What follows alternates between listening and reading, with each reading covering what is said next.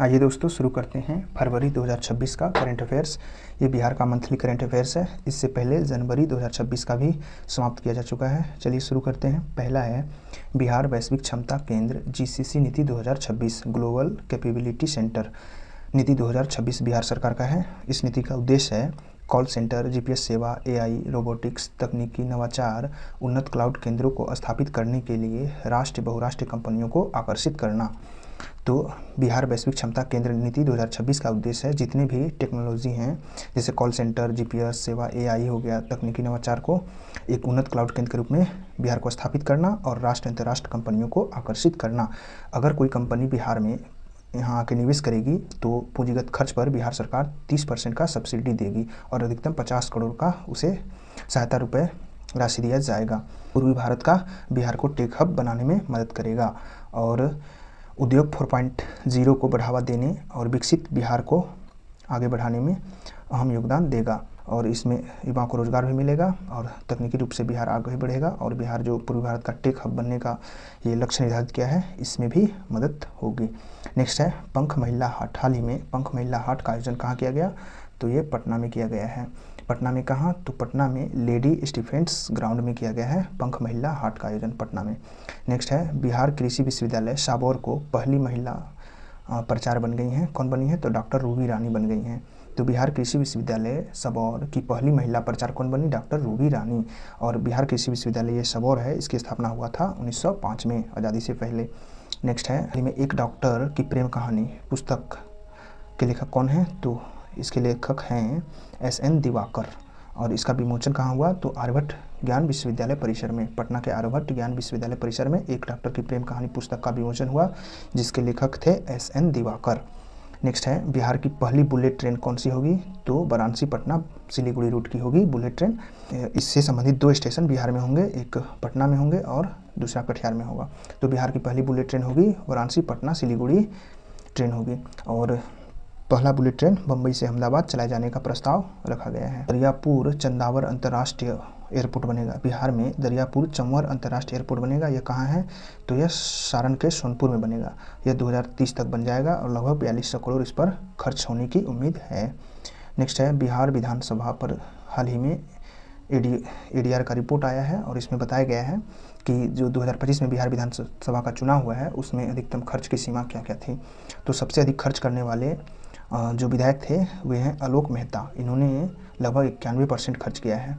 RJD के हैं। दूसरे हैं राधा चरण सिंह सेठ हैं जो JDU के हैं 90% और तीसरा समृद्ध वर्मा है, ये भी JDU के और इन्होंने भी 90% खर्च किया है। और सबसे कम खर्च करने वाले में बिहार विधानसभा चुनाव में सबसे कम खर्च करने वाले नेता नागेंद्र राउत थे जो JDU के हैं, मात्र 2% ही खर्च किया है।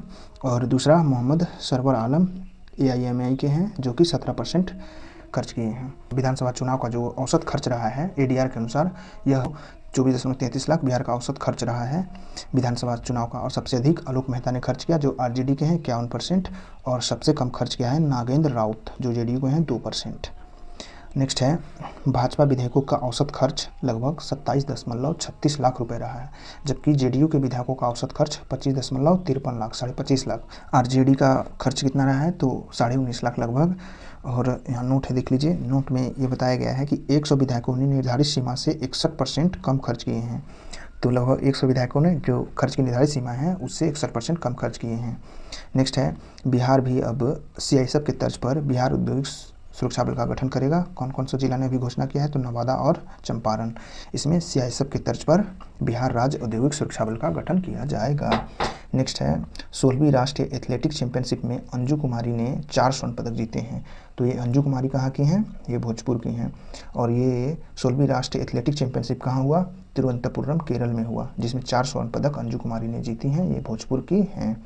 नेक्स्ट है बिहार वीमेंस कबड्डी लीग, ये कहाँ हुआ? तो पाटलिपुत्र कॉम्प्लेक्स में हुआ है। नेक्स्ट है अखिल भारत अंतर साई ताइक्वांडो में पटना के साई सेंटर के राठौर मंजीत ने क्या जीता है? तो स्वर्ण पदक जीता है। अखिल भारतीय अंतर साई ताइक्वांडो में राठौर रंजीत ने कौन सा पदक जीता? स्वर्ण पदक जीता। और ये कहाँ हुआ था ताइक्वांडो? तो पटना साई सेंटर में हुआ था।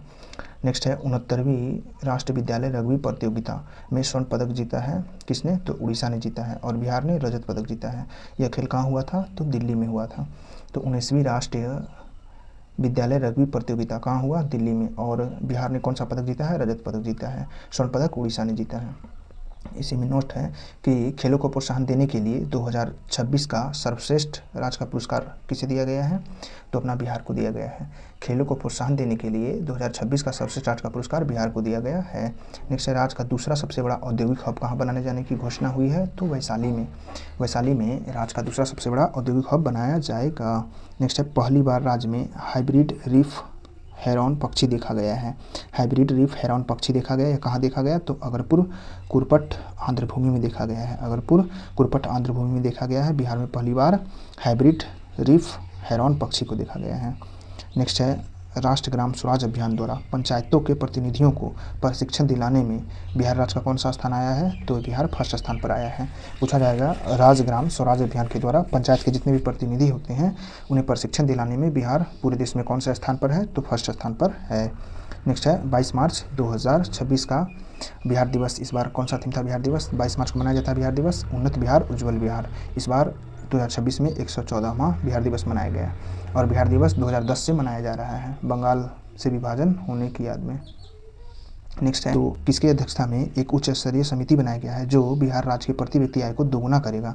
इस पर विचार विमर्श करने के लिए तो नवीन कुमार की अध्यक्षता में। तो नवीन कुमार कौन थे? तो ये पूर्व मुख्य सचिव थे। इनकी अध्यक्षता में एक उच्च स्तरीय समिति बनी है ताकि बिहार राज्य के प्रति व्यक्ति जो आय है उसे दोगुना किया जा सके। हाल ही में नीतीश सरकार ने घोषणा किया था कि जितने भी चीनी मिल बंद हैं बिहार में उसे चालू किया जाएगा। तो अब कौन कौन से मिल चालू किए जाएंगे इसे याद रखना है। जैसे चनपटिया का मिल, ये पश्चिम चंपारण में है।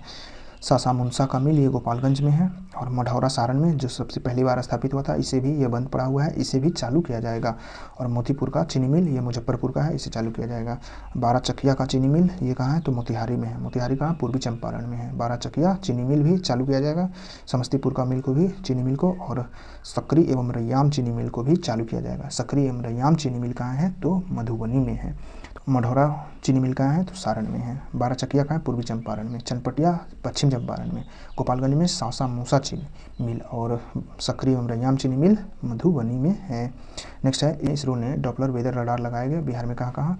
तो पश्चिम चंपारण एवं भागलपुर में लगाएगा। भारत विस्तार का आधिकारिक लोगो अपनाने वाला बिहार कौन सा राज्य बन गया है? देश का पहला राज्य बन गया है। तो भारत विस्तार का आधार से आधिकारिक लोगो अपनाने वाला बिहार देश का पहला राज्य बन गया। नेक्स्ट है, राज्य का पहला शिल्पग्राम कौन सा है? जितवारपुर। ये चर्चा में था। जितवारपुर कहाँ है? तो मधुबनी में है। यह क्राफ्ट विलेज है बिहार राज्य का पहला ये क्राफ्ट विलेज यानी कि शिल्पग्राम है जितवारपुर मधुबनी। यहाँ मधुबनी पेंटिंग ज़्यादा पाई जाती है, इसलिए इसे क्राफ्ट विलेज कहा जाता है। और जितवारपुर है। अब 4 और नए विकसित किए जाएंगे ऐसे शिल्पग्राम। तो ये कौन कौन से होंगे? रांटी में होगा, मधुबनी के रांटी में विकसित किया जाएगा।